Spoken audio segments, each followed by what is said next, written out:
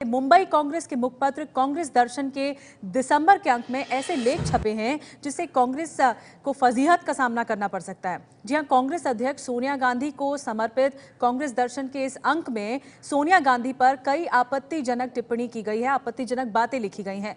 किताब में लिखा गया है कि सोनिया के पिता एक फासिस्ट सिपाही थे। सोनिया गांधी की शादी 1968 में हुई थी, लेकिन 1983 तक उन्होंने भारत की नागरिकता स्वीकार नहीं की। किताब में सोनिया गांधी पर 1998 में सरकार बनाने की असफल कोशिश करने का भी आरोप लगाया गया है।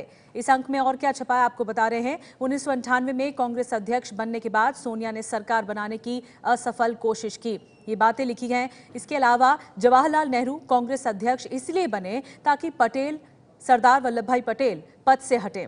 पटेल को रूढ़िवादियों का विश्वास था, उनके पैसों से कांग्रेस चलती थी। ये बातें कांग्रेस दर्शन में लिखी गई हैं। आगे और क्या है इस अंक में आपको कुछ अंश बता रहे हैं। पटेल ने नेहरू को चीन के संभावित खतरे से आगाह किया था। उनकी दूरदर्शिता का लाभ उसी समय लिया जाता तो कई समस्याएं न होती।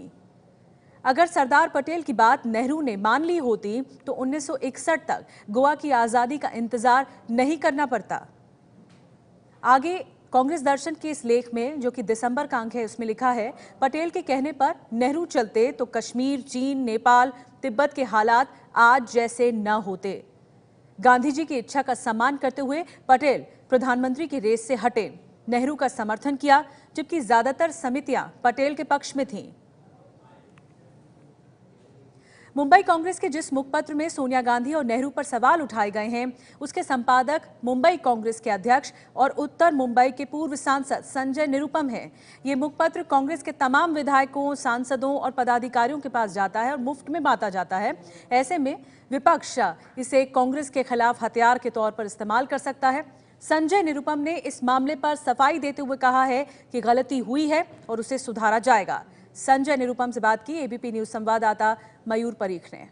मुंबई कांग्रेस के मुखपत्र कांग्रेस दर्शन में जिस तरह की बातें लिखी गई है पंडित जवाहरलाल नेहरू के विषय में और सोनिया गांधी के विषय में, आखिर वो चीजें लिखने की वजह क्या है। मेरे साथ इस समय मुंबई कांग्रेस के अध्यक्ष संजय निरुपम जी हैं, जो कि इस मुखपत्र के संपादक भी हैं।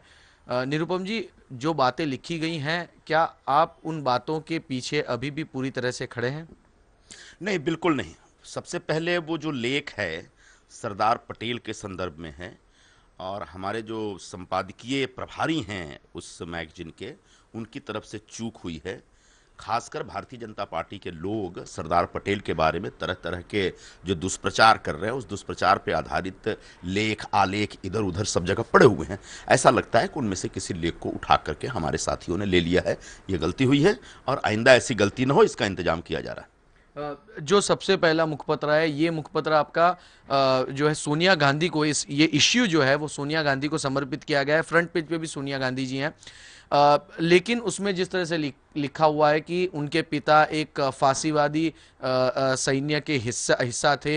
एक किताब का उल्लेख किया गया है, रेड साड़ी का, जिस किताब के बैन करने के लिए ही कांग्रेस पार्टी ने जो है लंबे टाइम तक आंदोलन किया था। क्या कहेंगे? नहीं, इस बारे में तो मुझे जानकारी नहीं है। जहाँ तक जानकारी है सरदार पटेल वाले लेख के संदर्भ में, लेकिन निश्चित तौर पर दिसंबर का जो अंक है, सोनिया जी का जन्मदिन 9 दिसंबर को पड़ता है, इसलिए वो पूरा अंक सोनिया जी पर समर्पित है। और ऐसे में अगर कुछ त्रुटियाँ, कुछ गलतियाँ हैं तो उसको आगे से दुरुस्त किया जाएगा। और हमने संपादकीय विभाग के जो कामकाज देखते हैं उनसे हमने पूछा भी है, जवाब तलब भी किया है और उन्होंने एक्सप्लेनेशन दिया है कि गलती हुई।